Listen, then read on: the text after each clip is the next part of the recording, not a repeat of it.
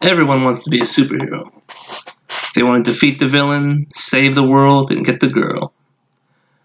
But if I was a superhero, I would have a different idea in mind.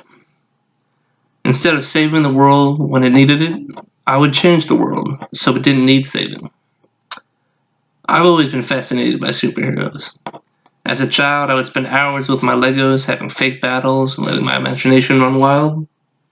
But unlike most, my fascination for superheroes didn't end at childhood. The past year or so, I've been writing books that contain people with superpowers and hero roles, even if they don't fit the Marvel DC mold. Today I'm going to discuss my ideal superpower and what I would do with it in the hero role and in everyday life. My ideal superpower would be time manipulation. If I could stop time, I could travel the world to stop every crime, solve world problems, do some random acts of kindness, and still be home for supper. Plus, as a master of time, I could stop myself from aging. And if my life was ever in danger, I could either rewind or just stop time and walk away. And once I've solved all the world's problems, I could have some fun. I would do all sorts of things like master every skill, learn all knowledge, build a vast empire, and finally get a six-pack. But those are just the good things that I would do.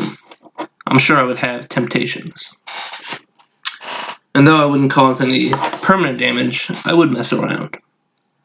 I could blow out every birthday candle, steal everyone's wishes, or eat every cookie in the world, and every time new cookies are made, I could eat those too, robbing the world of the delight of cookies.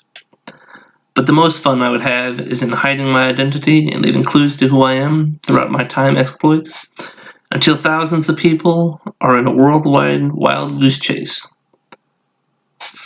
So I've discussed how my life in the world would be different if I had superpowers, and what I would do besides play the hero.